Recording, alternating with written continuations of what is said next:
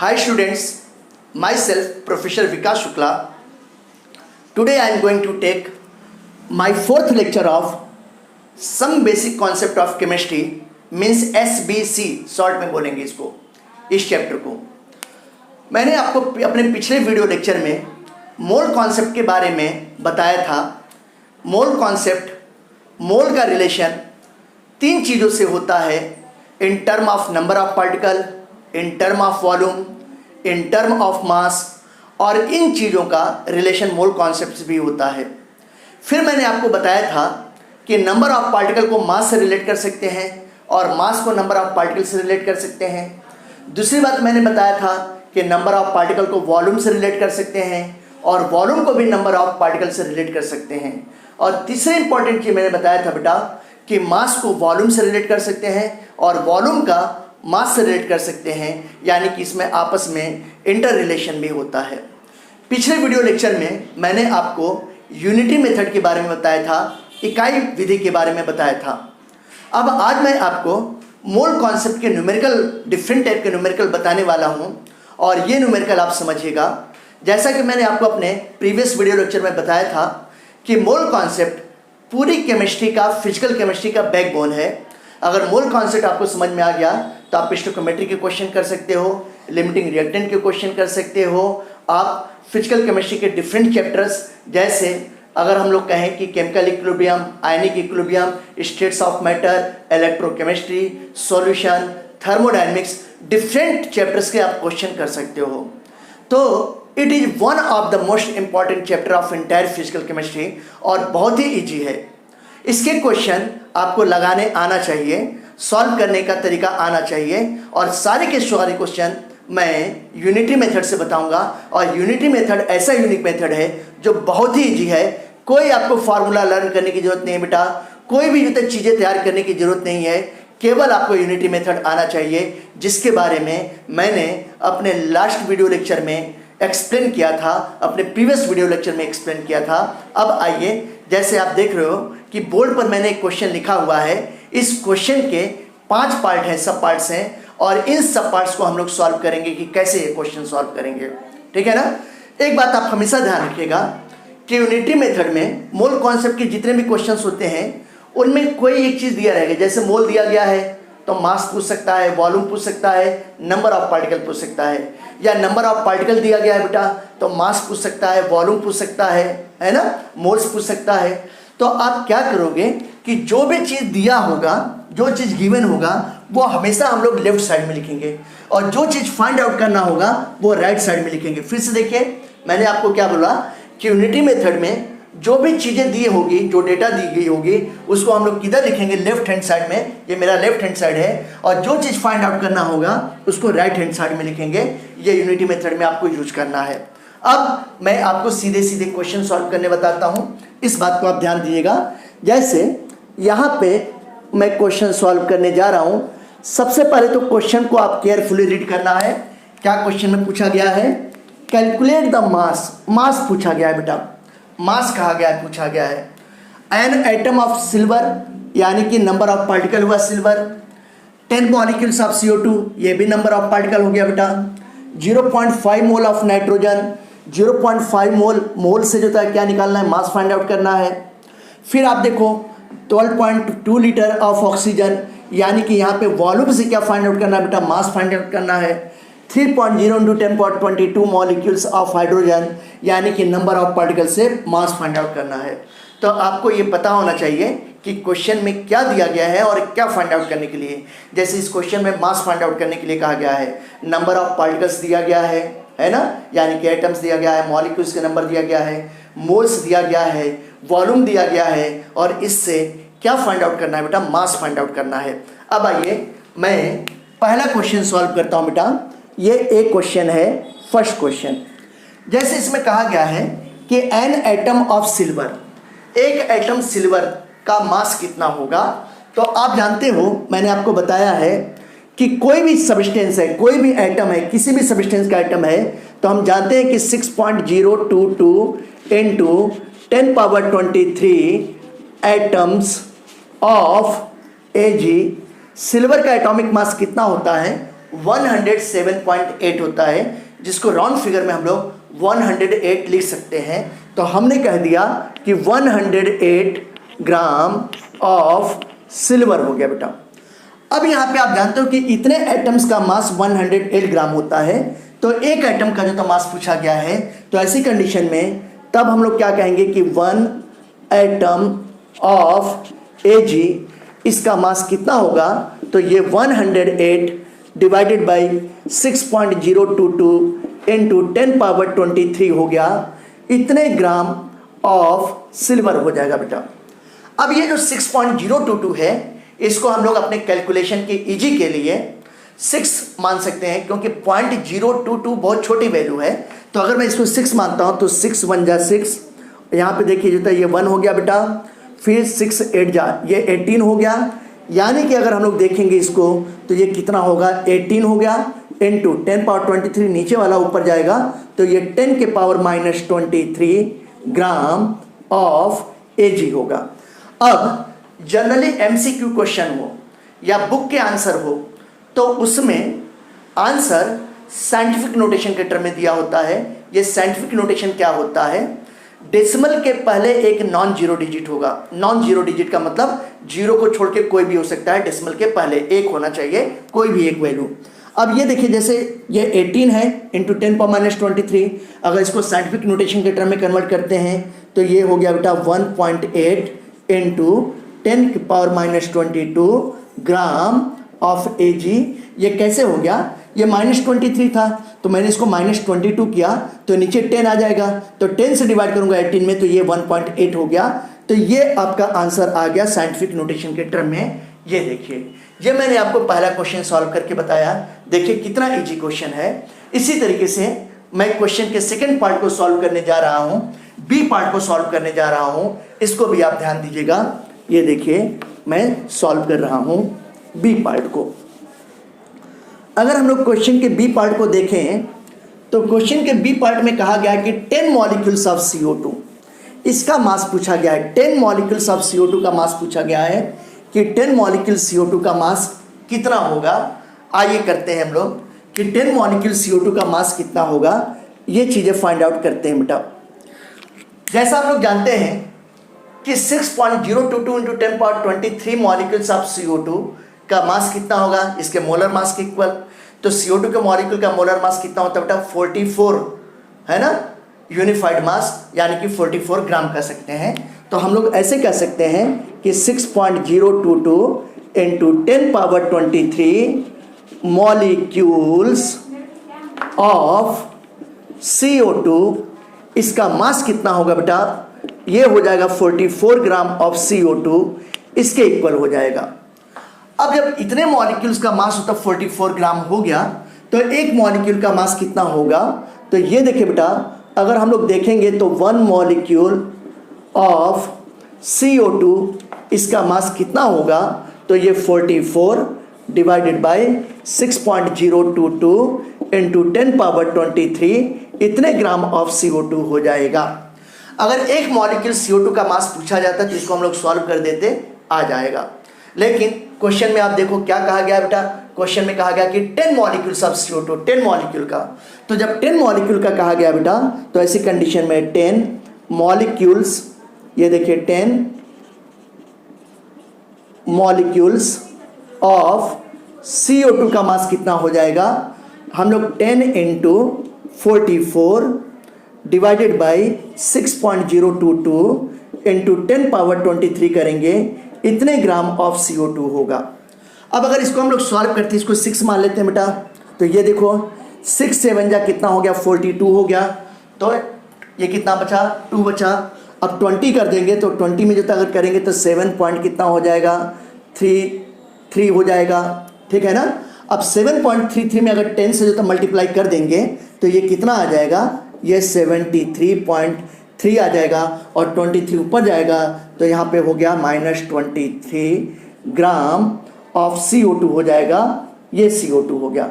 अब अगर इसको मैं साइंटिफिक नोटेशन के टर्म में कन्वर्ट करूं, तो मैंने बोला कि डेसिमल के पहले एक नॉन जीरो डिजिट होना चाहिए, तो इसी को मैं कह सकता हूं 7.33 इंटू 10⁻22 ग्राम ऑफ CO2 ऐसे कह सकता हूँ बेटा।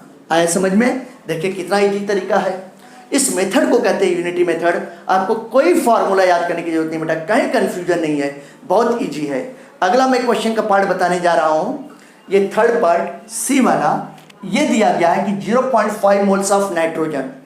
तो यहाँ पे मोल्स दिया गया है और मास फाइंड आउट करना है।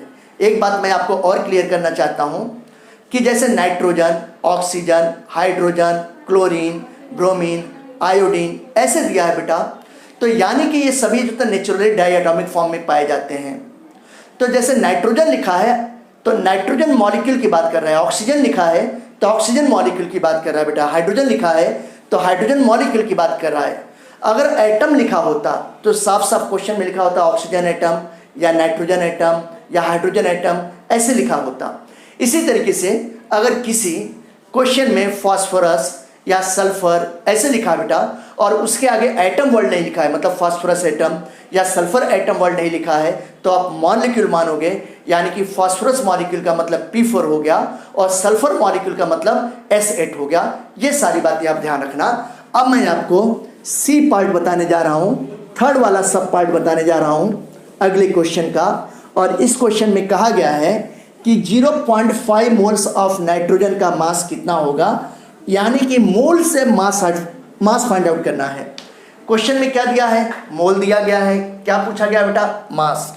तो सबसे पहले अगर हम लोग देखें, ये सी वाले पार्ट की बात करते हैं, तो हम जानते हैं कि 1 mole of nitrogen, 1 mole of nitrogen का मास कितना होता है बेटा? 28 ग्राम होगा। क्यों? नाइट्रोजन का मतलब मैंने बताया कि नाइट्रोजन मॉलिक्यूल। अगर नाइट्रोजन एटम लिखा होता क्वेश्चन में, एटम वर्ड जुड़ा होता नाइट्रोजन के बाद, तो हम लोग एटम मानते हैं और एटम का मास 14 ग्राम होता। लेकिन केवल नाइट्रोजन लिखा है तो नाइट्रोजन का मतलब हम लोग मॉलिक्यूल मानेंगे बेटा, जो इसका नेचुरल फॉर्म है। तो ऐसी कंडीशन में हम लोग जानते हैं कि 1 मोल ऑफ नाइट्रोजन, और नाइट्रोजन का मतलब जो था क्या हो गया बेटा? ये N2 हो गया। इसका मास कितना होता है? 28 ग्राम ऑफ नाइट्रोजन इसके इक्वल होगा, N2 के इक्वल होगा। 28 कैसे हुआ? नाइट्रोजन के एक एटम का 14, तो 2 एटम का कितना हो जाएगा बेटा? 28 हो जाएगा। अब 1 मोल ऑफ नाइट्रोजन का 28 ग्राम हो गया। तो क्वेश्चन में पूछा गया 0.5 मोल, तो 0.5 मोल का मतलब कितना हो गया बेटा? आधा मोल, हाफ मोल हो गया। तो हाफ मोल का सीधे सीधे कितना हो जाएगा बेटा? बोलो। ये 14 ग्राम हो जाएगा। ये हम लोग ओरली निकाल सकते हैं। और अगर हम लोग न्यूमेरिकल करके दिखाना चाहते हैं तो कैसे करेंगे? तो इसलिए 0.5 मोल ऑफ नाइट्रोजन, इसका कितना हो जाएगा? 0.5 इंटू 28, इतने ग्राम ऑफ नाइट्रोजन के इक्वल होगा। अब अगर इसको हम लोग सॉल्व कर दें तो ऐसी कंडीशन में जो तक क्या आ जाएगा? ये देखिए, ये 0 हो गया, फिर ये 14 हो गया बेटा, 1 के जगह आगे ये डेसिमल हो गया, तो 14 ग्राम ऑफ नाइट्रोजन। ये आंसर आ गया आपका। देखिए कितना इजी है, ठीक है ना? ये बातें समझ में आ गई होंगी, ये बातें आप ध्यान रखिएगा बेटा। इसी तरीके से अगर हम लोग क्वेश्चन के डी पार्ट की बात करते हैं, तो क्वेश्चन का डी पार्ट दिया गया कि 11.2 litre of oxygen at STP, यानी कि जो तो वॉल्यूम दिया गया बेटा, और वॉल्यूम से क्या निकालना है? मास फाइंड आउट करना है। ये देखिए, तो हम लोग कैसे फाइंड आउट करेंगे? वॉल्यूम से मास। वॉल्यूम दिया गया है, तो जब वॉल्यूम दिया गया है तो मैंने आपको बताया कि जो चीज़ें दी रहती है उसको लेफ्ट साइड में लिखते हैं, और जो चीज़ें फाइंड आउट करनी होती है उसको कहाँ पे लिखते हैं? राइट हैंड साइड में लिखेंगे। अब आ जाइए, मैं आपको क्वेश्चन के डी पार्ट के बारे में बताता हूँ।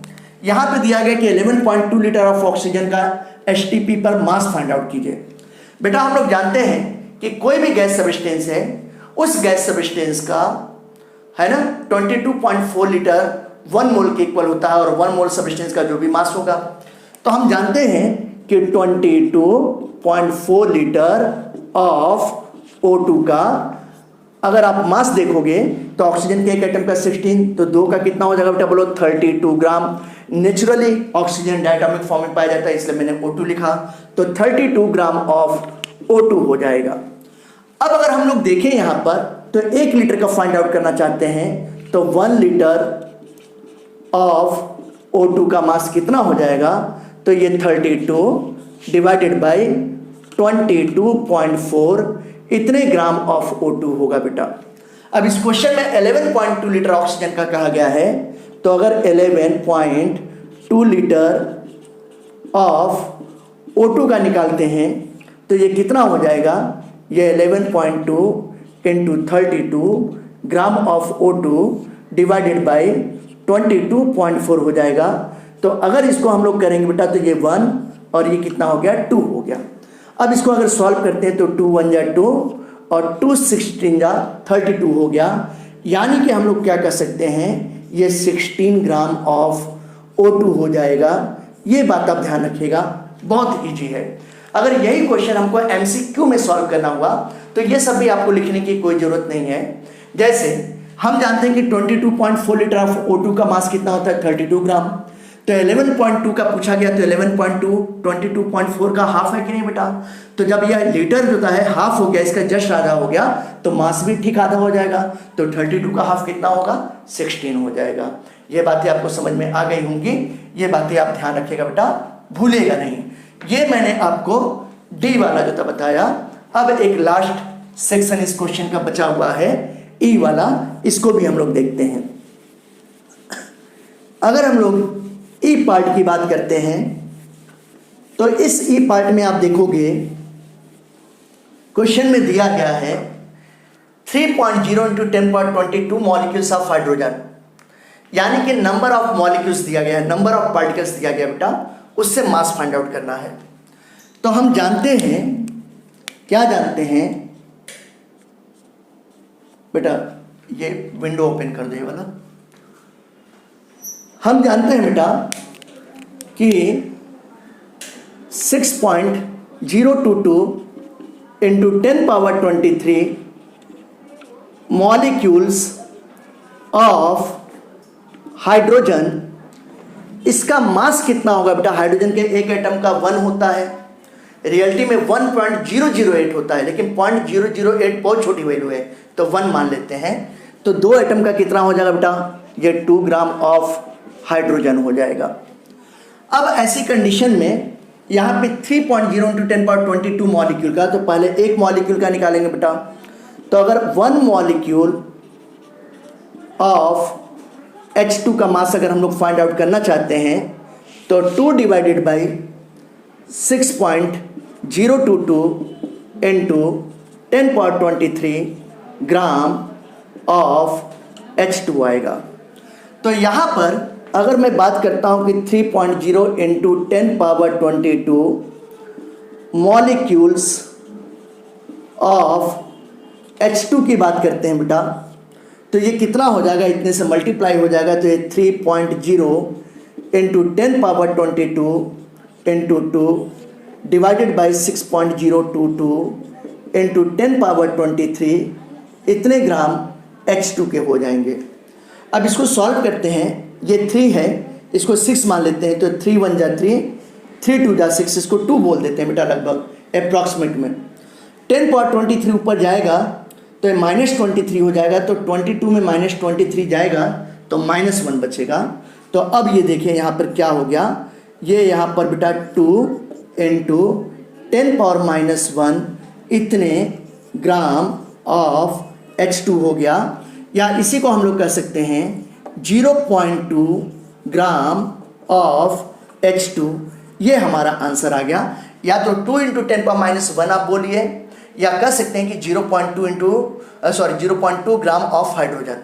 यहाँ पे मैंने 3.0 था, ये 6.022 को 6 मान लिया बेटा। तो 3 1 जा 3, 3 2 जा 6 हो गया। ये 10⁻23 ऊपर जाएगा तो -23 हो जाएगा। तो +22 में से -23 जाएगा तो -1 बचेगा।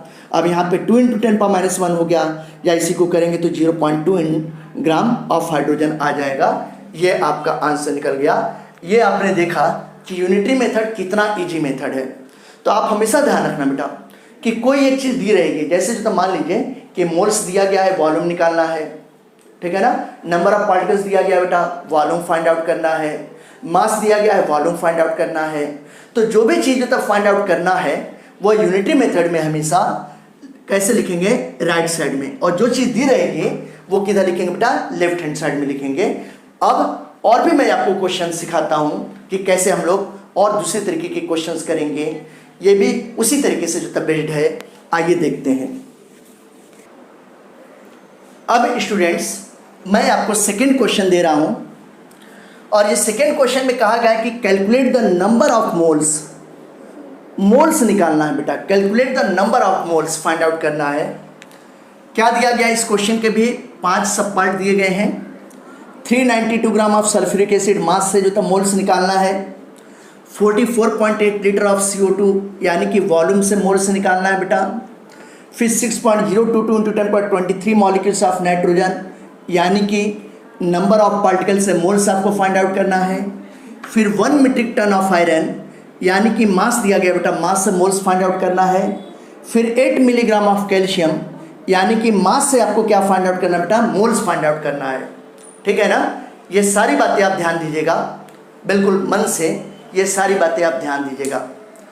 अब यहाँ पे बेटा एक बात हमेशा ध्यान रखना कि क्वेश्चन में किसी भी सब्सटेंस का मास किलोग्राम में हो, मिलीग्राम में हो, माइक्रोग्राम, पिकोग्राम, नैनोग्राम, है ना, किसी भी टर्म में दिया गया है, उस मास को आपको ग्राम में कन्वर्ट कर लेना है, क्योंकि सब्सटेंस का मास हमेशा मोल कॉन्सेप्ट में ग्राम में लिया जाता है। फिर से मैंने कहा कि किसी सब्सटेंस का मास मीट्रिक टन में, किलोग्राम में, नैनोग्राम में, पिकोग्राम में, मिलीग्राम में, किसी भी टर्म में दिया गया है उसको ग्राम में कन्वर्ट कर लेना है। ये बात बहुत इंपॉर्टेंट है। अब आइए इस क्वेश्चन का पहले मैं फर्स्ट पार्ट देखता हूँ, ए वाला पार्ट। इस क्वेश्चन में कहा गया कि 392 ग्राम ऑफ सल्फ्यूरिक एसिड, मास उतना ग्राम में दिया गया है तो किसी चीज़ में कन्वर्ट करने की जरूरत नहीं है। हम लोग सल्फ्यूरिक एसिड का मास जानते हैं बेटा, सल्फ्यूरिक एसिड का फॉर्मूला H2SO4 है, और अगर सल्फ्यूरिक एसिड के एक मॉलिक्यूल का मोलर मास फाइंड आउट करोगे तो 98 आएगा। कितना आएगा? 98। तो हम लोग जानते हैं कि 98 gram of H2SO4 sulphuric acid ये किसके इक्वल होता है बेटा? ये 1 mole of H2SO4 1 mole sulphuric acid के इक्वल होता है। ये बात आप ध्यान रखना। अब अगर हम लोग देखें तो 1 ग्राम का अगर हम लोग मास फाइंड आउट करते हैं, 1 ग्राम ऑफ H2SO4 का किसमें कितने मोल होंगे, तो ये 1 divided by 98 moles of H2SO4 होंगे। क्वेश्चन में कहा गया है कि 392 ग्राम सल्फ्यूरिक एसिड का निकालना है, तो 392 ग्राम ऑफ H2SO4 अगर इसके मोल्स निकालते हैं बेटा तो ये 1 इंटू 392 है ना, इतने मोल ऑफ H2SO4 होगा, डिवाइडेड बाई 98 करते हैं। अब इसको हम लोग सॉल्व करते हैं। देखिए सॉल्व करते हैं, अगर हम लोग करते हैं तो ये देखिए यहाँ पे क्या हो जाएगा, 2 4 जा 8 और 2 9 जा 18 हो गया। यहाँ पे अगर 2 से कैंसिल करेंगे तो ये 1 हो गया। फिर देखिए बेटा 2 9 जा 18, ये 196 हो गया। अब अगर इसको हम लोग करते हैं तो किससे जोता, देखिए 7 से 7 7 जा 49 हो गया, और ये 7 2 जा 14 हो गया, तो 7 से कट जा रहा है बेटा। देखिए 7 7 जा 49, ये 7 2 जा 14 हो गया, और फिर कितना बचा जाता 5, तो 7 8 जा 56। अब अगर इसको 7 से फिर काटेंगे तो 7 1 जा 7 और 7 4 जा 28, यानी कि कितना हो गया, ये 4 मोल्स ऑफ H2SO4 होगा। यानी कि अगर हम लोग 392 ग्राम सल्फ्यूरिक एसिड में देखेंगे तो कितना मोल होगा H2SO4 के, 4 मोल्स होंगे। देखिए कितना इजी था, बहुत ही इजी क्वेश्चन है बेटा। ऐसे अगर आपको ये बेसिक समझ में आ जाएगा तो मोल कॉन्सेप्ट के बड़े से बड़े क्वेश्चंस आप सॉल्व कर सकते हो। अब हम लोग सेकेंड क्वेश्चन देखते हैं। उसमें दिया है कि 44.8 litre of CO2 at HTP पर इसका मोल कितना होगा। आइए सेकेंड क्वेश्चन देखते हैं।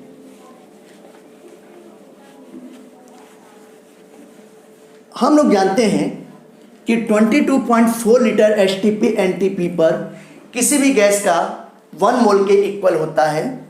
तो यहाँ पे CO2 गैस दिया है तो ये CO2 के लिए भी यही चीज़ अप्लाई होगा कि 22.4 लीटर ऑफ CO2 HTP हो या NTP हो, ये किसके इक्वल होता है बेटा? ये 1 मोल ऑफ CO2 के इक्वल होता है, ठीक है ना। तो ऐसी कंडीशन में अगर 1 लीटर का निकालते हैं, 1 लीटर ऑफ CO2 का HTP पर कितना हो जाएगा मोल? तो 1/22.4 मोल ऑफ CO2 आ जाएगा बेटा।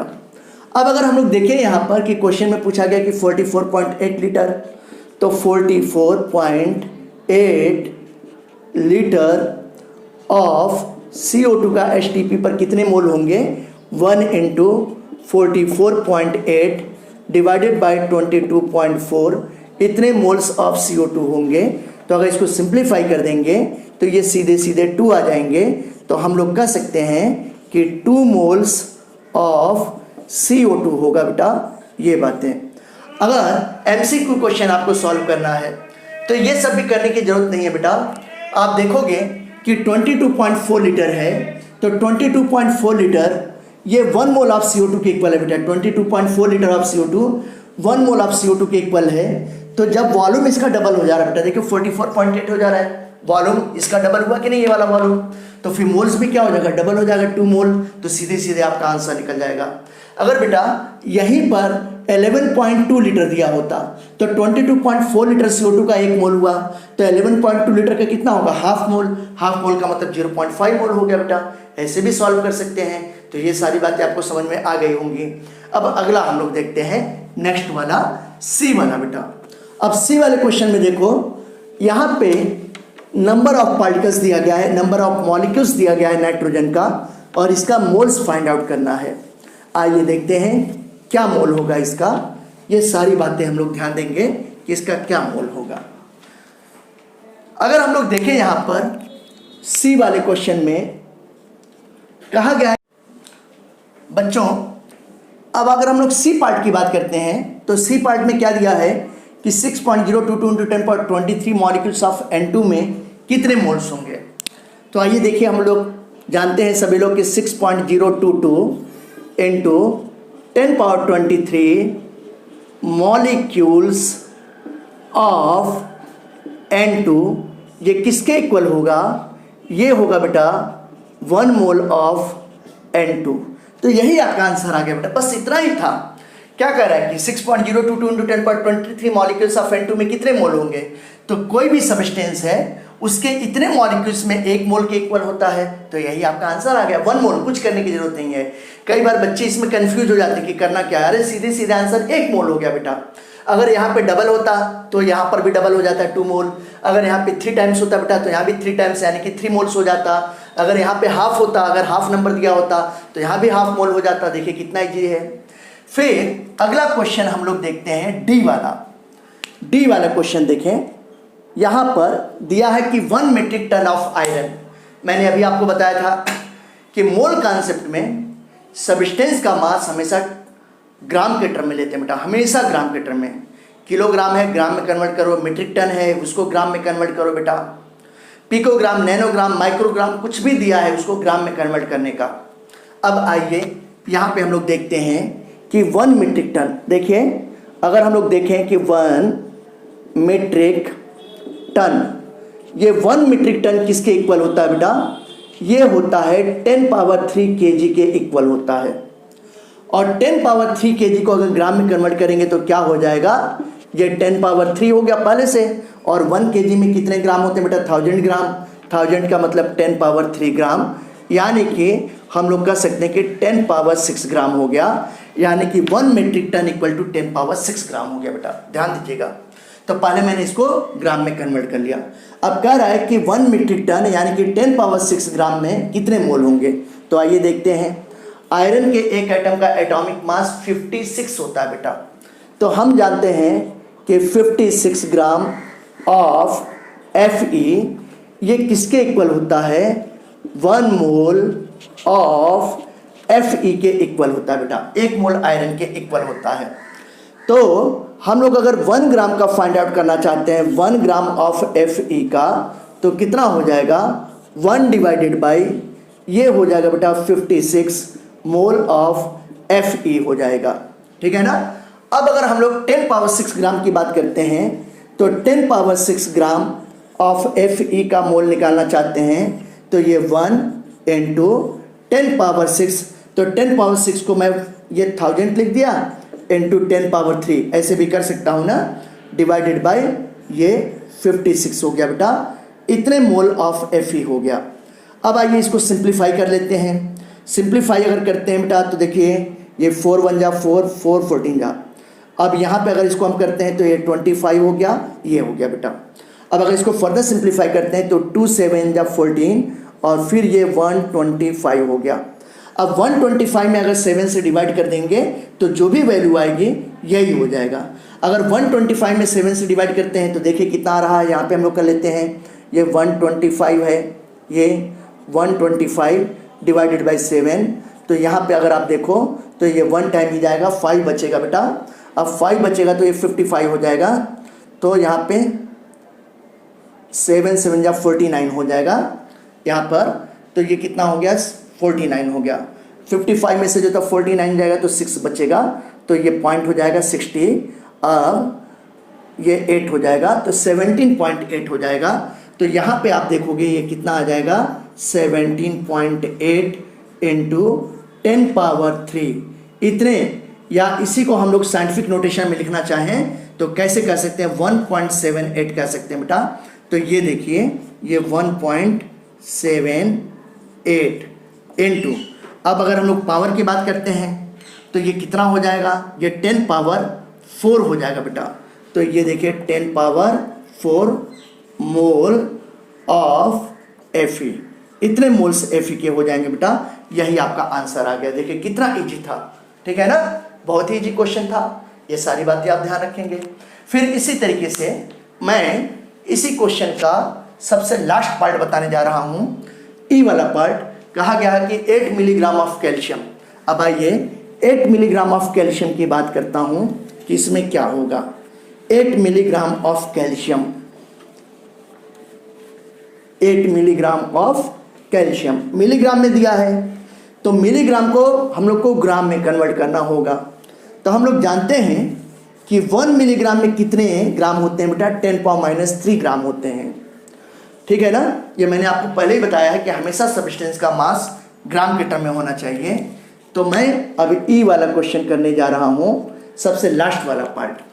हम लोग ये जानते हैं कि 1 मिलीग्राम ये किसके इक्वल होता है बेटा, 10 पावर -3 ग्राम के इक्वल होता है, ये बात ध्यान रखिएगा।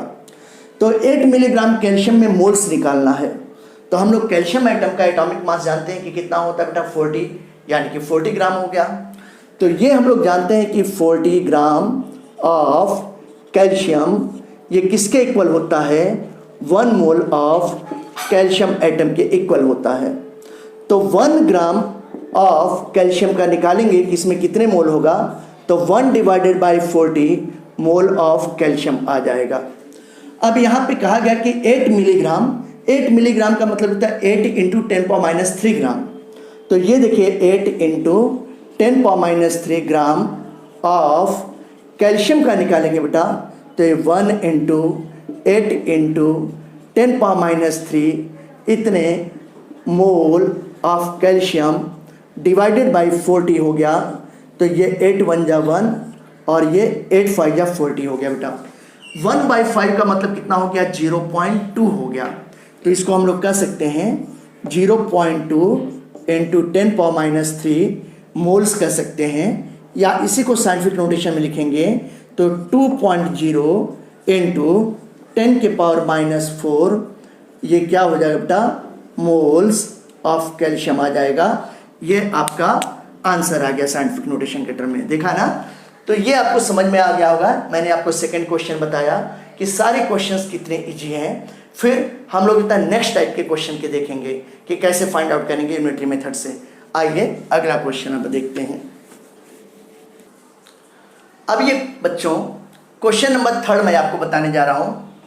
इस क्वेश्चन में आप देखिए कि कैलकुलेट द वॉल्यूम, क्या पूछा गया है, वॉल्यूम पूछा गया है एसटीपी या एनटीपी पर occupied by 14 gram of nitrogen, mass से वॉल्यूम फाइंड आउट करना है। फिर देखिए बेटा जो था दिया गया कि 1.5 मोल्स ऑफ CO2 मोल से वॉल्यूम फाइंड आउट करना है, और 10 पावर 21 मॉलिक्यूल्स मतलब नंबर ऑफ पार्टिकल से वॉल्यूम फाइंड आउट करना है। इस क्वेश्चन को भी यूनिटी मेथड से करेंगे और देखिए कितने इजी तरीके से आ जाता है। ये पहला क्वेश्चन मैं करने जा रहा हूँ। फर्स्ट 14 ग्राम ऑफ नाइट्रोजन दिया गया बेटा। मैंने आपको बोला कि जब तक nitrogen, oxygen, hydrogen, chlorine, bromine, iodine इन सब के आगे एटम न लगा हो तब तक इसको मॉलिक्यूल मानेंगे, क्योंकि नेचुरली ये डायटोमिक फॉर्म में एग्जिस्ट करता है। तो 14 ग्राम ऑफ नाइट्रोजन, तो नाइट्रोजन एटम नहीं लिखा है बेटा, नाइट्रोजन है तो मतलब मॉलिक्यूल लेंगे। तो हम लोग जानते हैं कि नाइट्रोजन मॉलिक्यूल का मास कितना होता है। देखो मास से वॉल्यूम निकालना है, तो नाइट्रोजन मॉलिक्यूल गैस है और नाइट्रोजन मॉलिक्यूल का मास कितना होता है 28 ग्राम होता है। तो 28 ग्राम ऑफ नाइट्रोजन, इसका वॉल्यूम कितना होता है 22.4 लीटर एट HTP या NTP, जिस भी टर्म में आप चाहोगे। अब अगर हम लोग 1 ग्राम नाइट्रोजन का निकालते हैं, 1 ग्राम ऑफ नाइट्रोजन का फाइंड आउट करेंगे तो ये कितना होगा, ये 22.4 डिवाइडेड बाई 28 इतने लीटर एट HTP या NTP होगा बेटा। अब अगर हम लोग 14 ग्राम की बात करते हैं बेटा, अगर ये 14 ग्राम ऑफ नाइट्रोजन की बात करते हैं तो ये 14 इंटू 22.4 इतने litre at HTP NTP divided by 28। अब इसको सॉल्व करते हैं तो 14 2 या 28, अब 2 से जो था अगर इसमें डिवाइड करेंगे बेटा तो कितना होगा, ये 11.2 लीटर। तो हमारा आंसर क्या हो गया 11.2 लीटर एट HTP या NTP। यही क्या हो जाएगा, ये नाइट्रोजन गैस का वॉल्यूम हो जाएगा। ये आंसर आ गया। इस क्वेश्चन को हम लोग ओरली भी कर सकते हैं MCQ क्वेश्चन के लिए, ये सब करने की कोई ज़रूरत नहीं बेटा। हम जानते हैं कि 28 ग्राम नाइट्रोजन का 22.4 लीटर होता है। तो जब नाइट्रोजन का मास 28 से 14 हो गया तो जाहिर सी बात है कि वॉल्यूम भी आधा हो जाएगा। तो 22.4 का हाफ कितना होगा बेटा 11.2 लीटर। तो ये आ गया सीधे। ये सब भी करने की ज़रूरत नहीं है, लेकिन ये सारी चीज़ें स्पीडली करने के लिए आपको पहले बेसिक चीज़ें खूब अच्छी तरीके से पता होनी चाहिए, तब आप ओरली कर सकते हो बेटा, है ना। और विदिन मिनट आपका आंसर आ जाएगा, विदिन मिनट आ जाएगा बेटा। अब चलिए हम लोग सेकेंड वाला क्वेश्चन करते हैं। सेकेंड वाले क्वेश्चन में मोल्स दिया गया है CO2 का और वॉल्यूम फाइंड आउट करना है। अब आइए सेकेंड क्वेश्चन देखते हैं बेटा। सेकेंड क्वेश्चन देखिए कितना इजी क्वेश्चन है, इसको भी करते हैं। B question, second part of third question. इस क्वेश्चन में आप देखोगे, इस क्वेश्चन में ये क्वेश्चन बी पार्ट हो गया। 1.5 मोल्स ऑफ CO2 मोल से वॉल्यूम फाइंड आउट करना है। तो हम लोग जानते हैं कि 1 मोल ऑफ CO2 का HTP या NTP पर वॉल्यूम कितना होगा बेटा 22.4 लीटर। तो 22.4 लीटर एट HTP या NTP पर होगा 1 मोल CO2 का। तो क्वेश्चन में कहा गया कि 1.5 मोल CO2 का, तो 1.5 मोल CO2 का निकालेंगे तो 1.5 इंटू 22.4 लीटर एट HTP या NTP। अब अगर इसको हम लोग सिंप्लीफाई कर दें तो ये देखिए ये 1.5 इंटू 22.4 हो गया इतने लीटर HTP NTP पर। ये पॉइंट हटाएंगे, यहाँ पे नीचे 10 आ जाएगा। इस पॉइंट को हटा दो बेटा, यहाँ पर भी नीचे 10 आ जाएगा। 5 2 जा 10 और 5 3 जा कितना हो गया बेटा बोलो 15। इसको अगर हम लोग देखें तो ये कितना हो जाएगा, ये 11.2 ये हो गया।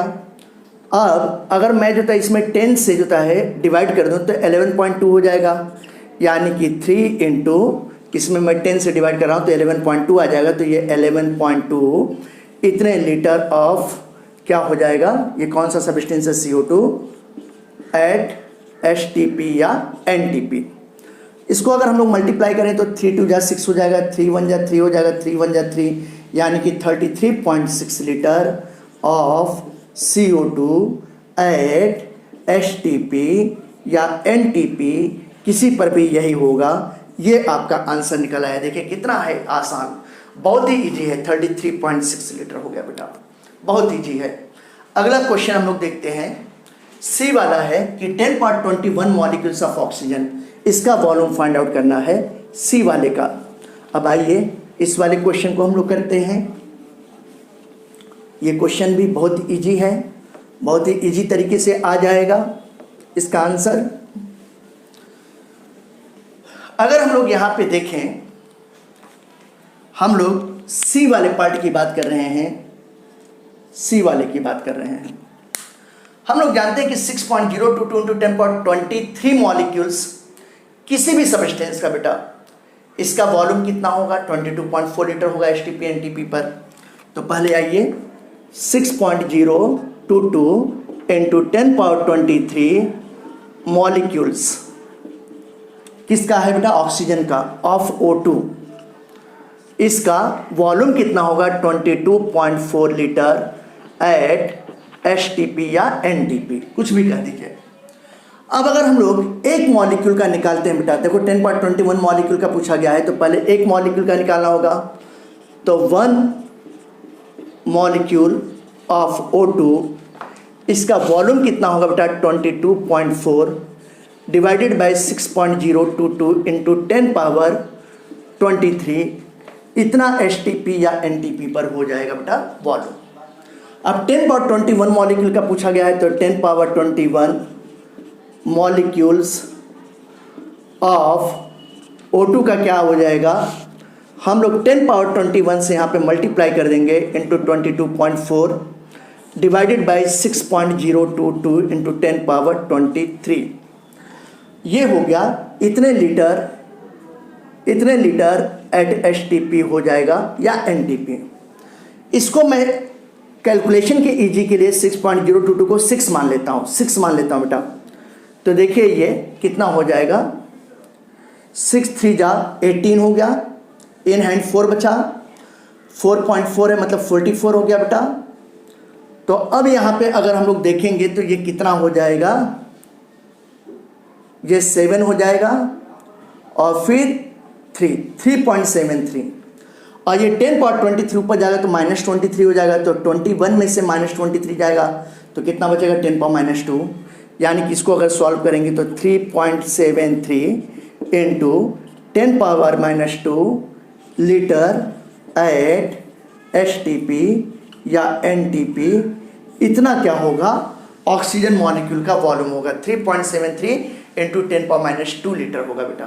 ठीक है ना, आपको समझ में आ गया होगा। इसको अगर हम लोग मिलीलीटर में कन्वर्ट करेंगे तो 10⁻3, देखिए इसको मिलीलीटर में कैसे कन्वर्ट कर सकते हैं, इसको भी समझिए। ये 3.73 into 10⁻² into 10⁻3 millilitre at HTP या एनटीपी।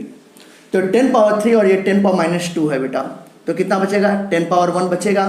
तो इसको अगर हम लोग करेंगे तो 37.3 मिलीलीटर या सेंटीमीटर क्यूब एट एचटीपी या एनटीपी भी बोल सकते हैं। तो आंसर क्या हो गया, 37.3 मिलीलीटर हो गया, या लीटर में कहेंगे तो 3.73, ठीक है ना, सॉरी 3.73 इंटू 10⁻² लीटर कहेंगे। तो मिलीलीटर में आंसर ये आ गया और लीटर में आंसर ये आ गया। दोनों में से किसी भी फॉर्म में ऑप्शन में दिया हो सकता है। देखिए कितना इजी तरीके से क्वेश्चन का सॉल्यूशन हो रहा है। ठीक है, इसके बाद मैं आपको 4th क्वेश्चन बताने जा रहा हूं। आइए अब हम लोग 4th क्वेश्चन सीखेंगे। अब स्टूडेंट्स, क्वेश्चन नंबर 4, इस क्वेश्चन में कहा गया है कि arrange the following in order of their increasing masses. Increasing masses के टर्म में जो था बताना है, इंक्रीजिंग मासेज इन ग्राम, है ना, मासेज के टर्म में बताना है और इंक्रीजिंग ऑर्डर में बताना है। कहा गया है 1 एटम ऑफ सिल्वर, मतलब जो था नंबर ऑफ एटम से जो था कंपेयर किया गया है। 1 ग्राम एटम ऑफ नाइट्रोजन, इससे कंपेयर किया गया बेटा। 1 mole of calcium, 1 mole of oxygen, 10.23 atoms of carbon, 1 gram of iron. आइए देखते हैं इस क्वेश्चन को कैसे सॉल्व करेंगे। पहला क्वेश्चन हम लोग ए वाला ले रहे हैं। इसमें कहा गया कि 1 एटम ऑफ Ag। बेटा हम लोग जानते हैं कि 6.022 into 10 power 23 atoms of Ag। पहले वाले क्वेश्चन में हम लोगों ने देखा था कि सिल्वर का एटॉमिक मास 107.8 होता है, जिसको राउंड फिगर में 108 हम लोग ले लेते हैं। तो इसका कितना हो जाएगा, 108 ग्राम ऑफ Ag होगा बेटा। और इंक्रीजिंग मास के टर्म में बताना है, ये बात ध्यान रखिएगा। और 1 एटम ऑफ Ag का, तो अगर हम लोग 1 एटम ऑफ Ag सिल्वर का मास देखेंगे तो 108 डिवाइडेड बाई 6.022 इंटू 10 पावर 23 हो गया बेटा। 6.022 को हम लोग 6 मान लेते हैं, तो 6 ले लेंगे तो ये देखिए 6 1 जा 1 हो जाएगा बेटा। यहाँ पर ये 6 1 जा 6, 4 बचा, तो ये देखिए बेटा ये 18 हो गया। तो लगभग जो कितना हो गया बेटा, जो था 18, और ये 10.23 ऊपर जाएगा तो 10 - 23 हो जाएगा। तो इसको हम लोग कह सकते हैं कि 18 इंटू 10 - 23 ग्राम ऑफ Ag, या साइंटिफिक नोटेशन में करेंगे तो ये 1.8 इंटू 10 - 22 ग्राम ऑफ Ag, ये कह सकते हैं। ये आंसर आ गया बेटा पहला वाला, फर्स्ट का। तो फर्स्ट का आंसर कितना हो गया बेटा, 1.8 इंटू 10 - 22। हम लोग कहीं पे आंसर भी लिखते चले, है ना। तो जो पहला वाला आया था फर्स्ट वाले का आंसर क्या है, 1.8 इंटू 10 के पावर -22 इतने ग्राम। ये मैंने शॉर्ट में लिख लिया क्योंकि आगे हम लोग को इंक्रीजिंग ऑर्डर में लिखना है ना, इसलिए ऐसा मैंने किया है। अब आगे हम लोग चलें, बी वाला क्वेश्चन देखते हैं। सेकेंड क्वेश्चन, बी क्वेश्चन का देखें क्या आंसर आ रहा है। बी वाले क्वेश्चन में कहा गया है कि 1 gram atom of nitrogen, 1 gram atom of nitrogen, ये क्वेश्चन में कहा गया है कि 1 ग्राम एटम ऑफ नाइट्रोजन। आइए देखते हैं, बी वाले क्वेश्चन की बात करते हैं। 1 ग्राम एटम ऑफ नाइट्रोजन, यानी कि नाइट्रोजन का ग्राम एटॉमिक मास, और नाइट्रोजन मॉलिक्यूल के फॉर्म नहीं बेटा, एटम के फॉर्म में है। तो हम लोग जानते हैं कि 1 ग्राम एटम ऑफ नाइट्रोजन, इसका एटॉमिक मास कितना होता है बेटा, 14 ग्राम होता है, क्योंकि नाइट्रोजन एटम के फॉर्म में है। तो 14 ग्राम ऑफ नाइट्रोजन के इक्वल होगा, नाइट्रोजन एटम के इक्वल होगा। तो ये आपका आंसर आ गया बेटा बी वाला, इसमें कुछ करना ही नहीं है। तो बी वाले का आंसर क्या आ गया, बी वाले का आ गया 14 ग्राम आ गया बेटा। अब इसी तरीके से सी वाला क्वेश्चन करते हैं, अटेम्प्ट करते हैं। सी में कहा गया कि 1 mole of calcium, 1 mole of calcium का कितना होगा, कैल्शियम एटम के फॉर्म में पाया जाता है, मेटल है, मोनोएटॉमिक फॉर्म में पाया जाएगा। तो अगर हम लोग इसकी बात करेंगे तो 1 मोल ऑफ कैल्शियम, तो 1 मोल ऑफ कैल्शियम किसके इक्वल होगा बेटा, कैल्शियम एटम का मास कितना होता है, 40 ग्राम ऑफ कैल्शियम। यही आंसर आ गया बेटा, देखो तो सी का आंसर क्या आ गया, सी का आंसर हो गया बेटा 40 ग्राम हो गया। देखा, ये देखिए ये 14 और ये 40 ग्राम हो गया। अब डी वाला देखते हैं, डी वाला क्वेश्चन। इसमें कहा गया कि 1 मोल ऑफ ऑक्सीजन। अब ऑक्सीजन के आगे एटम तो नहीं लिखा है, तो मॉलिक्यूल मानेंगे बेटा, यानी कि ऑक्सीजन मॉलिक्यूल हो गया बेटा। तो ये देखिएगा 1 मोल ऑफ ऑक्सीजन, हम लोग जानते हैं कि 1 मोल ऑक्सीजन मॉलिक्यूल का मास कितना होता है, ऑक्सीजन के एक एटम का 16, तो O2 का कितना हो जाएगा बेटा 32, तो 32 ग्राम ऑफ O2 हो जाएगा। यही आंसर आ गया, कुछ करना ही नहीं है। तो डी वाला आंसर आ गया 32 ग्राम आ गया बेटा, ये देखिए। फिर ए वाला हम लोग क्वेश्चन करते हैं। इसमें कहा गया कि 10.23 एटम्स ऑफ कार्बन, इसको थोड़ा शॉर्ट में कर लेते हैं। हम लोग जानते हैं कि 6.022 इंटू 10.23 एटम्स ऑफ कार्बन का मास कितना होगा, 12 ग्राम होगा। तो 1 ग्राम का कितना हो जाएगा बेटा, जो था बोलो 12 डिवाइडेड बाई 6.022 इंटू 10.23। तो 23 का 10.23 का कितना होगा, मल्टीप्लाई कर देंगे। तो हम सीधे अगर एक स्टेप में कर दें कि 10 पावर 23 एटम्स ऑफ कार्बन, इसका मास कितना होगा बेटा? कार्बन के एक एटम का 12 होता है, 10 पावर 23 का निकालना है तो 10 पावर 23 से मल्टीप्लाई कर देंगे, divided by 6.022 into 10 power 23। 10 power 23 और 10 पावर 23 कैंसिल हो गया, 6.022 को लगभग 6 मान लेते हैं बेटा, तो 6, ये 6 2 जा 12 हो गया। तो यानी कि ये कितना हो जाएगा? 2 ग्राम ऑफ कार्बन, ये 2 ग्राम ऑफ कार्बन के आसपास आंसर आएगा। तो डी ई वाला कितना हो गया? ये हो गया बेटा 2 ग्राम, ये आंसर आ गया। अब एक और बचा है 1 ग्राम ऑफ आयरन। ये देखिए 1 ग्राम ऑफ आयरन, इसको यहीं पे कर देते हैं। बेटा एक बात समझना, यहाँ पे लिखा है कि 1 gram of iron, 1 gram atom of iron, ये वर्डिंग नहीं है बेटा, 1 ग्राम ऑफ आयरन है। 1 ग्राम ऑफ आयरन का मतलब इसका मास खुद ही दिया बेटा 1 ग्राम। अगर 1 ग्राम एटम ऑफ आयरन होता तो आंसर 56 ग्राम होता आयरन के एक एटम का एटॉमिक मास। लेकिन यहाँ पे 1 ग्राम एटम ऑफ आयरन नहीं दिया है, 1 ग्राम आयरन दिया है, ये ग्राम एटॉमिक मास नहीं है। यानी कि ये सीधे सीधे इसका आंसर क्या हो गया बेटा? 1 ग्राम ऑफ Fe हो गया। यानी कि आपका F वाला जो आंसर आया बेटा ये 1 ग्राम हो गया। ये देखिए, अब इसको हम लोगों को इंक्रीजिंग ऑर्डर में लिखना है। सबको दिखाई पड़ रहा है? बढ़िया से समझ में आ रहा है सबको? ये वाला हमने कैसे किया? हम लोग जानते हैं कि 6.022 इंटू 1023 एटम्स ऑफ कार्बन का मास 12 ग्राम होता है बेटा, 12 ग्राम। तो एक एटम का कितना होगा बेटा? 12 डिवाइडेड बाई 6.022 इंटू 1023। तो 1023 में पूछा गया तो 1023 से मल्टीप्लाई हो जाएगा। वही यूनिटरी मेथड है जैसा मैंने आपको पहले बताया है। अब आपको समझ में आ गया होगा। अब इसको इंक्रीजिंग ऑर्डर में लिखना है तो हम इसको इरेज कर रहे हैं और इसको इंक्रीजिंग ऑर्डर में रख रहे हैं। यानी कि जिसका मास सबसे कम होगा उसको पहले लिखेंगे, फिर उससे अधिक, फिर उससे अधिक, फिर उससे अधिक, इस तरीके से हम लोग यहाँ पर अरेंज करेंगे। ये बात आप ध्यान रखिएगा।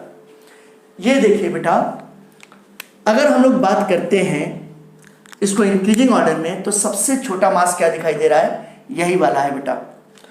तो ए वाला जो मास है बेटा, ए का मतलब क्या हुआ? Ag। तो ये Ag वाला का मास, और ये ब्रैकेट में ए वाला क्वेश्चन ये लिख देता हूं, इसका मास सबसे कम होगा। इससे अधिक मास किसका हो गया? F वाले का है बेटा। देखिए दिखाई दे रहा है, इससे अधिक मास F वाले का है। F वाले क्या मतलब? Fe का बेटा। तो ये Fe, ये F वाला है। इससे अधिक मास किसका है बेटा? E वाले का, 2 ग्राम। 2 ग्राम किसका था भाई? E वाला किसका था? कार्बन का। तो ये कार्बन का हो गया और ये E हो गया बेटा। इससे अधिक मास किसका हो गया? इससे अधिक मास B वाले का हो गया 14 ग्राम। तो इससे अधिक मास होता B वाले का हो गया, B वाला नाइट्रोजन था तो ये नाइट्रोजन, ये B हो गया बेटा।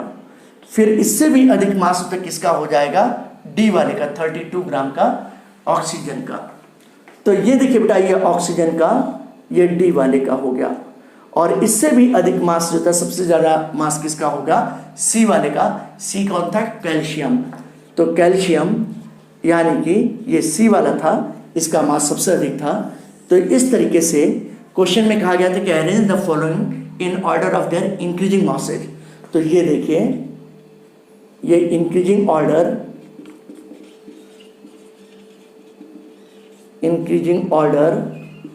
ऑफ मासेज इन ग्राम के टर्म में। तो ये क्वेश्चन आपको समझ में आ गया होगा, ऐसा मैं उम्मीद करता हूं। इसके बाद हम लोग 2 और क्वेश्चन पढ़ेंगे और बहुत इजी क्वेश्चन है। यूनिटी मेथड अब तक आपको समझ में आ गया होगा। अब आइए अगले क्वेश्चंस के बारे में हम लोग डिस्कस करते हैं। अगले क्वेश्चंस के बारे में अब स्टूडेंट्स, मैं आपको क्वेश्चन नंबर 5 बताने जा रहा हूं और इस क्वेश्चन में कहा गया कि calculate the number of constituent elements. Number of constituent elements और कंस्टिट्यूएंट आयंस फाइंड आउट करना है। दो बातें फाइंड आउट करना है बेटा, एलिमेंट्स जिससे कोई सब्सटेंस कोई कंपाउंड मिलके बना होता है, और दूसरी बात बेटा आयंस जिससे अगर कोई आयनिक कंपाउंड है वो आयन के फॉर्म में डिसोसिएट हो सकता है जिससे वो मिलके बना है। तो मैंने दो क्वेश्चन दिया, 53 ग्राम ऑफ सोडियम कार्बोनेट और 25 ग्राम ऑफ कैल्शियम कार्बोनेट। इन दोनों में नंबर ऑफ कंस्टिट्यूएंट एलिमेंट्स और नंबर ऑफ कंस्टिट्यूएंट आयंस आपको फाइंड आउट करना है ना। तो मैं एक क्वेश्चन बताऊंगा और जिस तरीके से एक क्वेश्चन होगा पहला वाला, बिल्कुल उसी तरीके से दूसरा वाला क्वेश्चन भी होगा बेटा, है ना।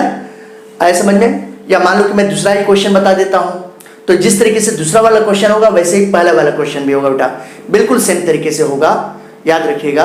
तो मैं सेकंड क्वेश्चन बता दे रहा हूं तो वैसे ही आप पहला वाला क्वेश्चन भी कर लोगे, ठीक है ना।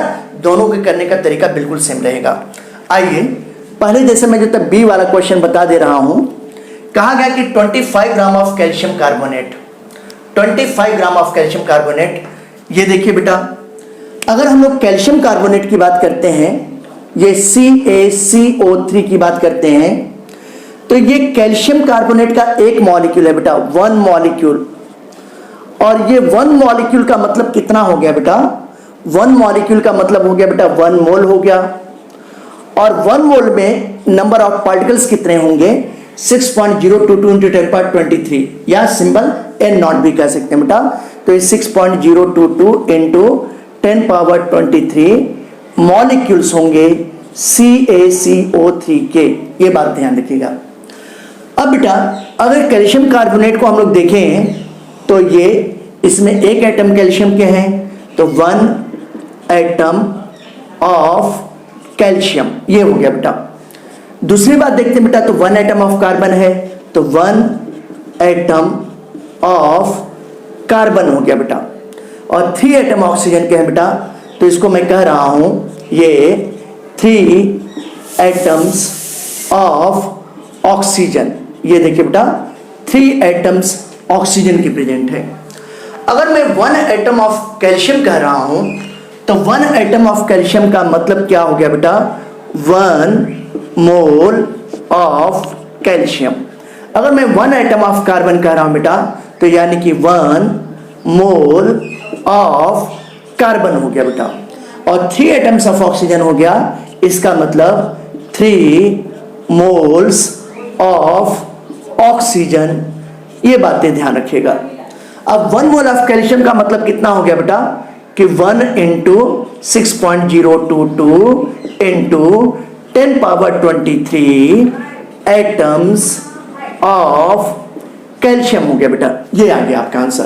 कार्बन का अगर हम लोग देखेंगे तो ये 1 into 6.022 into 10⁻23 atoms of carbon हो गया बेटा। इसकी बात करता हूं तो ये कितना हो गया बेटा? 3 into 6.022 into 10⁻23 atoms of oxygen, ये आ गया। 3 से अगर मल्टीप्लाई कर देंगे बेटा, इसको 6 मान लें तो 3 6 जा 18 हो गया बेटा। तो 18 इंटू 10⁻23 एटम्स ऑफ ऑक्सीजन आ रहा बेटा, ठीक है ना। तो जब इसके एक मॉलिक्यूल होते हैं बेटा, और एक मॉलिक्यूल कैल्शियम कार्बोनेट 1 मोल के इक्वल होता है, और 1 मोल कैल्शियम कार्बोनेट का मास कितना है बेटा? अगर इसका मोलर मास निकालेंगे तो इसका मास होगा 100 ग्राम होगा बेटा, 100 ग्राम होगा।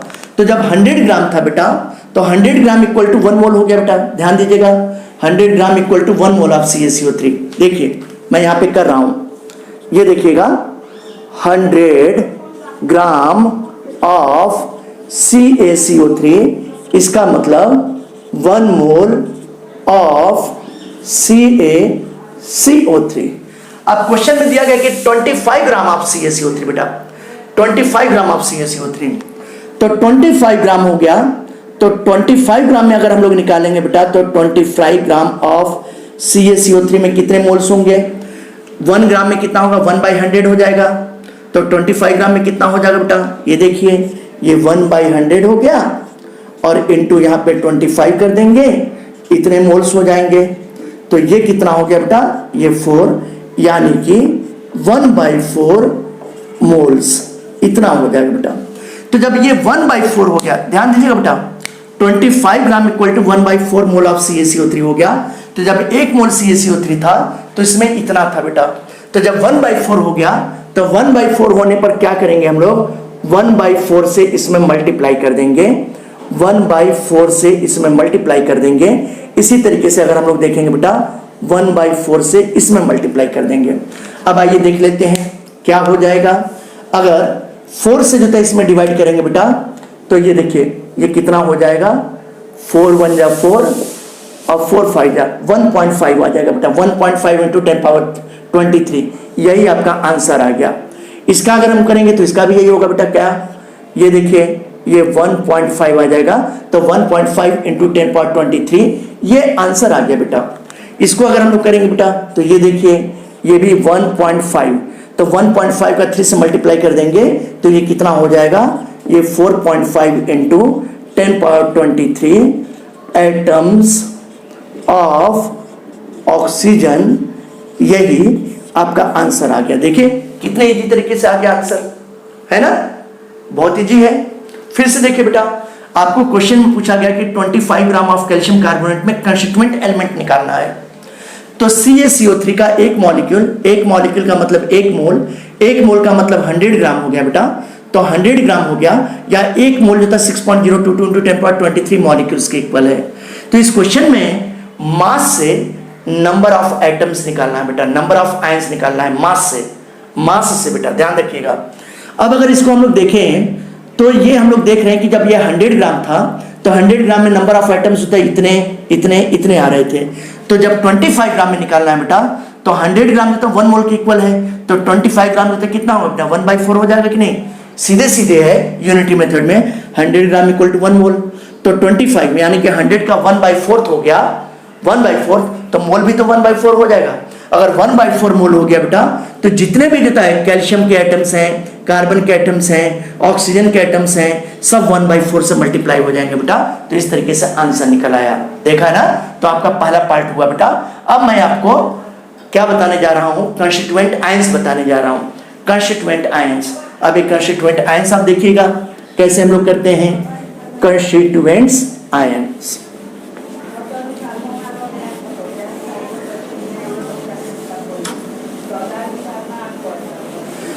आप जानते हो कि कैल्शियम कार्बोनेट एक आयनिक कंपाउंड है। कैल्शियम कार्बोनेट एक आयनिक कंपाउंड है और ये डिसोसिएट होकर कैल्शियम आयन बनाएगा एक, और एक क्या बनाएगा बेटा, कार्बोनेट आयन बनाएगा, CO3-।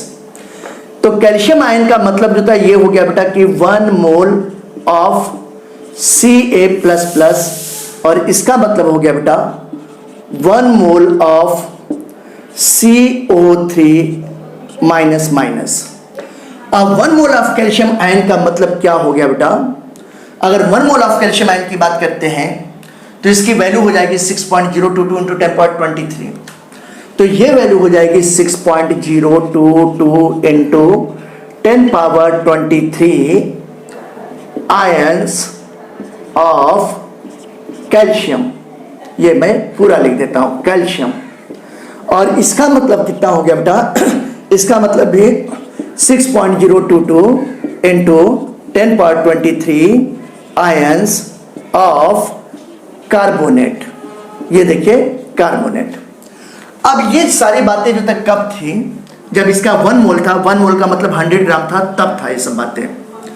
तो जब हम लोग कैल्शियम कार्बोनेट का मास 25 ग्राम ले रहे हैं तो 25 ग्राम किसके इक्वल हुआ बेटा, 1/4 मोल्स के इक्वल हुआ। तो जब ये 1/4 मोल्स में निकालना है तो फिर क्या हो जाएगा, अगले स्टेप में हम लोग यहां पर 1/4 से बेटा ये देखिए 1/4 इंटू 6.022 इंटू 10⁻23 ये कैल्शियम आयंस हो गया। और बिल्कुल इसी तरीके से 1/4 इंटू 6.022 इंटू 10⁻23 ये हो गया बेटा कार्बोनेट आयंस हो गए। इसको अगर हम लोग सिंप्लीफाई करते हैं बेटा तो ये कितना हो जाएगा, ये हो जाएगा 1.5।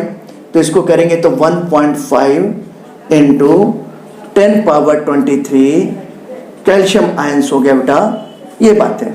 और इसको भी करेंगे तो यही आ जाएगा बेटा, ये कितना हो जाएगा, ये 1.5 इंटू 10⁻23 कार्बोनेट का आयंस हो गया बेटा। ये सारी बातें आप ध्यान रखिएगा, भूलिएगा मत। देखिए कितने इजी तरीके से हो गया। और बिल्कुल इसी तरीके से आपको फर्स्ट वाला question 53 gram of sodium carbonate करना है, तो आप प्रैक्टिस कीजिएगा, आपसे हो जाएगा। अब मैं आपको अगला क्वेश्चन बताने जा रहा हूँ, क्वेश्चन नंबर 6 बताने जा रहा हूँ। ये क्वेश्चन नंबर 6 है, चलिए देखते हैं।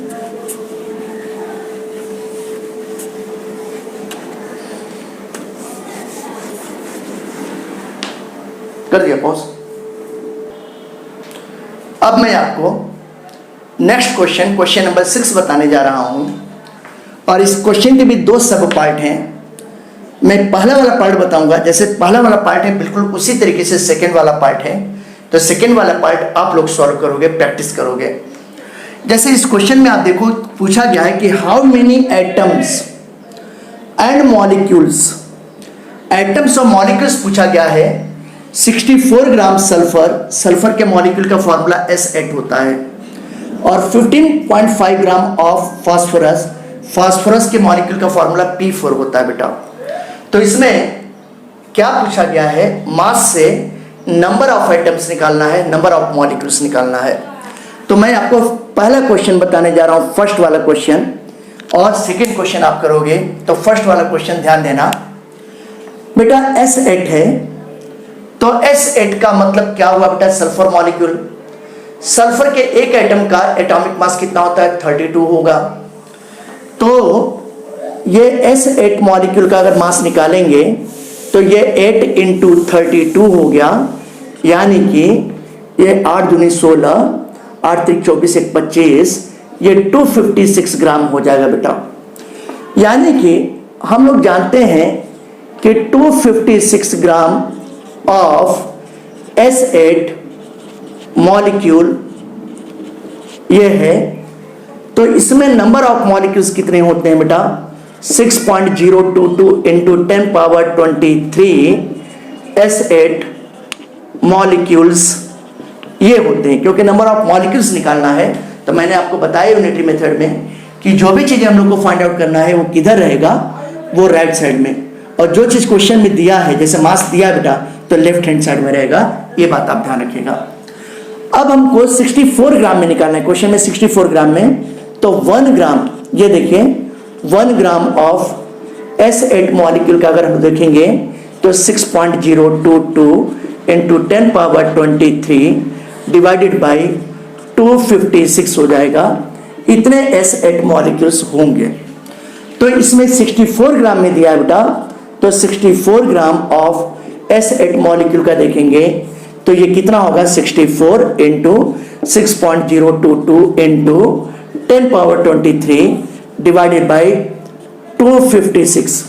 अब इसको अगर हम लोग सिंप्लीफाई करते हैं तो देखिए 8 8 जा 64, 8 3 जा 24 और 8 2 जा, ये हो गया। इसको अगर करेंगे तो 8 1 जा 1 और 8 4 जा 1/4 हुआ बेटा। और अगर इस 4 से अगर इसको सिंप्लीफाई कर दें तो ये कितना हो गया, 1.5। तो ये कितना हो जाएगा, अगर आप देखोगे तो ये 1.5 इंटू 10⁻23 S8 मॉलिक्यूल्स, ये आपका पहला आंसर आ गया। 64 ग्राम में 1.5 इंटू 10⁻23 S8 मॉलिक्यूल्स होंगे। ये आपका मॉलिक्यूल के टर्म में फर्स्ट आंसर आ गया बेटा। अब पूछा गया इसमें many atoms, how many atoms present है। तो आप देख रहे हो बेटा कि एक सल्फर मॉलिक्यूल में 8 एटम है। 8 एटम के कॉम्बिनेशन से S8 मॉलिक्यूल बना है। तो अगर नंबर ऑफ एटम्स अगर अपन लोग निकालना चाहेंगे बेटा, तो ये क्या हो जाएगा, 8 इंटू 1.5, 8 इंटू 1.5 इंटू 10⁻23, ये एटम्स हो जाएंगे ऑफ सल्फर। ये बेटा सल्फर। अब एटम्स हो गया, मॉलिक्यूल नहीं, क्योंकि हम लोग एटम्स निकाल रहे हैं। तो अगर इसको करेंगे तो 8 25 40 का 0, 8 के 8, 8 4 12, यानी कि 12.0 इंटू 10⁻23 या चलिए यही रहने दीजिए नंबर है। तो 12 इंटू 10⁻23 एटम्स हो गए। ये देखो बेटा, ये आपका आंसर एटम के टर्म में आ गया, ठीक है ना। ये एटम के टर्म में आ गया आंसर और ये मॉलिक्यूल के टर्म में आ गया। तो आपने देखा कि 64 ग्राम सल्फर में 1.5 इंटू 10⁻23 एसिड मॉलिक्यूल और 64 ग्राम सल्फर में 12 इंटू 10⁻23 एटम्स सल्फर के हैं बेटा, ये एटम्स ऑफ सल्फर हैं।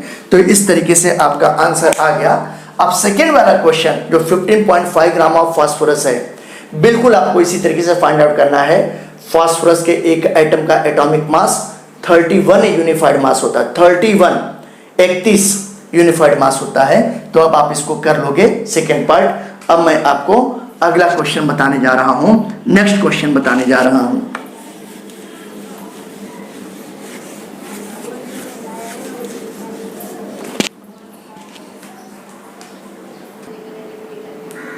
अब मैं आपको क्वेश्चन नंबर 7 डिस्कस करने जा रहा हूं। Calculate the number of molecules. ये देखिए बेटा, इसमें क्या निकालने के लिए बोल रहा है, number of molecules in 34.2 gram of C12H22O11। Sucrose का फॉर्मूला है, सुक्रोज, माल्टोज, लैक्टोज तीनों का फॉर्मूला यही होता है।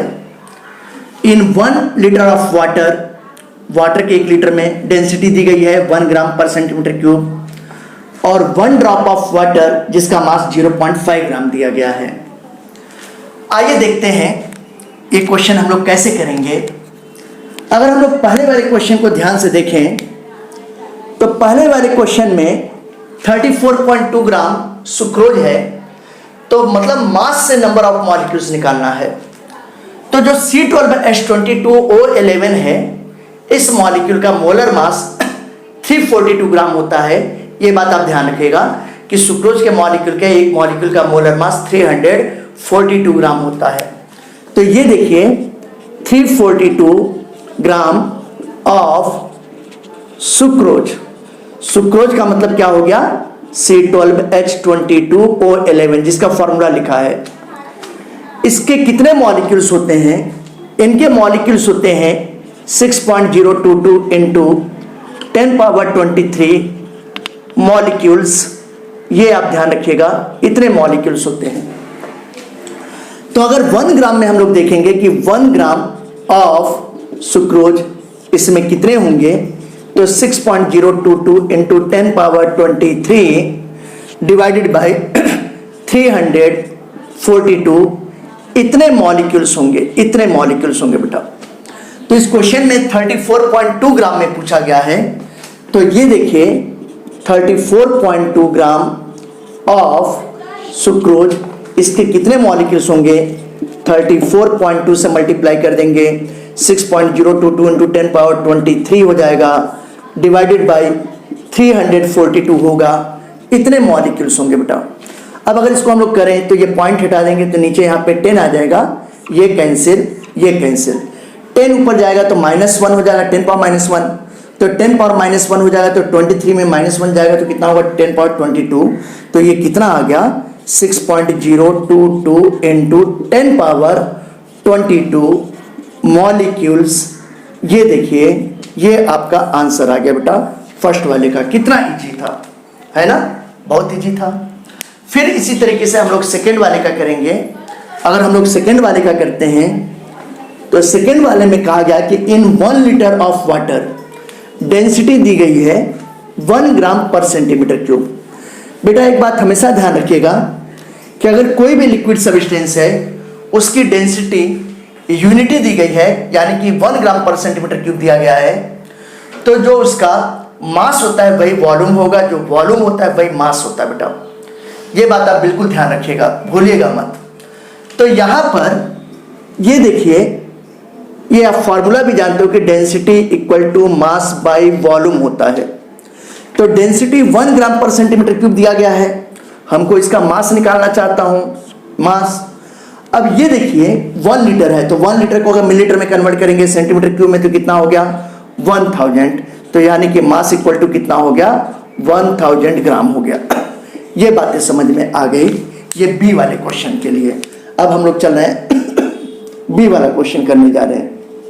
सेकेंड क्वेश्चन, ये कहा गया कि 1 लीटर ऑफ वाटर, इसमें नंबर ऑफ मॉलिक्यूल्स निकालना है। 1 लीटर ऑफ वाटर का मतलब जो था 1000 ग्राम वाटर का मास कितना होगा, ये फाइंड आउट करना है। आइए देखते हैं। हम लोग जानते हैं कि एक मॉलिक्यूल वाटर का मास कितना होता है, मोलर मास 18।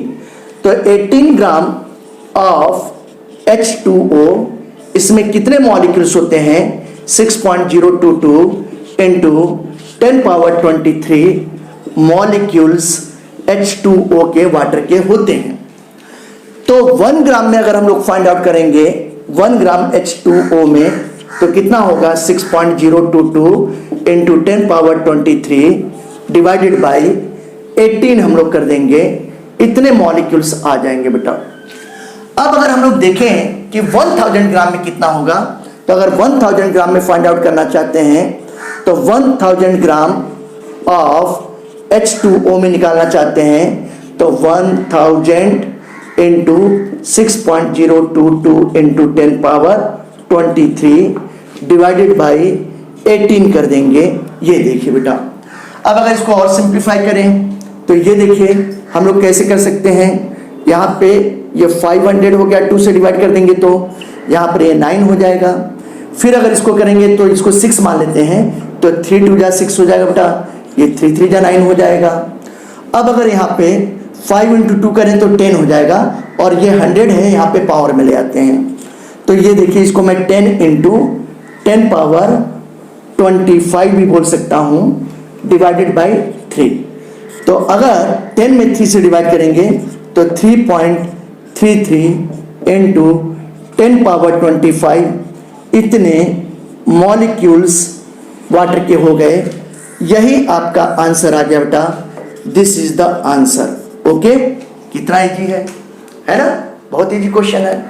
फिर इसी तरीके से अगर हम लोग सी वाला देखें तो कहा गया कि इन 1 drop of water having mass 0.5 ग्राम, एक वाटर का ड्रॉप है जिसका मास 0.5 ग्राम है, तो इसमें कितने मॉलिक्यूल्स होंगे। अब आइए देखते हैं, यह भी क्वेश्चन बहुत इजी है, यह समझ में आ गया होगा। मैं इरेज करने जा रहा हूं। आइए, अभी हम लोगों ने देखा सी वाला क्वेश्चन है, ये थर्ड क्वेश्चन है, ये सी क्वेश्चन है। हम लोग जानते हैं कि 18 ग्राम वाटर, इसमें इतने मॉलिक्यूल्स होते हैं, 6.022 इंटू 10 पावर 23 मॉलिक्यूल्स होते हैं। तो 1 ग्राम ऑफ वाटर इसमें कितने होंगे, तो 18 से डिवाइड कर देंगे। तो कह रहा है कि 1 ड्रॉप ऑफ वाटर जिसका मास 0.5 ग्राम है, तो ऐसी कंडीशन में 1 ड्रॉप का मतलब जिसका मास उसका दिया गया है 0.5 ग्राम, तो 1 ड्रॉप यानी कि 0.5 ग्राम के लिए फाइंड आउट करेंगे मॉलिक्यूल्स के नंबर। तो यहाँ पे 0.5 into 6.022 into 10 power 23 divided by 18 हो जाएगा बेटा, देखा ना। अब अगर हम लोग इसको करते हैं तो 5 से 6 में जो तो मल्टीप्लाई कर देते हैं बेटा, इसको 6 मान लेते हैं कैलकुलेशन के लिए, इजी के लिए, कैलकुलेशन के आसानी के लिए। तो अगर इसको हम लोग करते हैं तो ये कितना हो जाएगा, ये 5 6 या 30, तो ये 3.0 हो जाएगा इंटू 10 पावर 23, और यहाँ पर कितना है 18, ये 3 1 जा 3 बोल दो, ये 3 6 जा 18, तो 1/6 हो गया। 1/6 को मैं ऐसे भी कर सकता हूँ कि 10/6 इंटू 10 पावर 22 कर सकता हूँ। अब अगर हम लोग इसको करते हैं 6 से 10 में, तो ये 1 हो गया पॉइंट, ये 6 हो गया बेटा, 1.66 यानी कि 1.66 इंटू 10 पावर 22 मॉलिक्यूल्स, यही आंसर आ जाएगा। ये देखिए कितना इजी है। तो इस तरीके से आज का वीडियो लेक्चर मैं यहीं पे ख़त्म करता हूं। मैंने आपको 7 डिफरेंट टाइप के क्वेश्चन मोल कॉन्सेप्ट पर बताए हैं। मोल कॉन्सेप्ट एक ऐसा टॉपिक है बेटा जो मैंने आपको शुरू में ही बताया था कि इस पर आप जितने ज़्यादा न्यूमेरिकल्स करोगे, जितने अधिक न्यूमेरिकल 50 60 70 100 150 200 जितने न्यूमेरिकल कहीं से मिले जो तो आप न्यूमेरिकल करना शुरू कर दो। बेसिक कॉन्सेप्ट यही होता है, और आप जितना ज़्यादा न्यूमेरिकल करोगे उतना ज़्यादा आपका कॉन्सेप्ट क्लियर होगा। कहा जाता है ना कि प्रैक्टिस मेक मैन परफेक्ट, यानी कि प्रैक्टिस किसी भी आदमी को एक परफेक्ट बनाता है, परफेक्शन की तरफ ले जाता है ना, उसको और जुझारू बनाता है। तो आप और ज़्यादा मोर कॉन्सेप्ट पे न्यूमेरिकल कीजिएगा। कहीं आपको डाउट होगा आप मेरे इनबॉक्स में, यूट्यूब के इनबॉक्स में कमेंट कीजिए, आप अपनी क्यूरियोसिटी बताइए कि आपको कहाँ पे समझ में नहीं आया, क्या दिक्कत आ रही है, ठीक है। तो इस तरीके से आप अपनी पढ़ाई ऑन रखिए। आज का वीडियो लेक्चर मैं यहीं पे ख़त्म करता हूँ, ठीक है। मेरे चैनल यूट्यूब ऑर्बिटल वर्ल्ड को सब्सक्राइब कीजिए, लाइक कीजिए, मैक्सिमम शेयर कीजिए। Okay, thank you.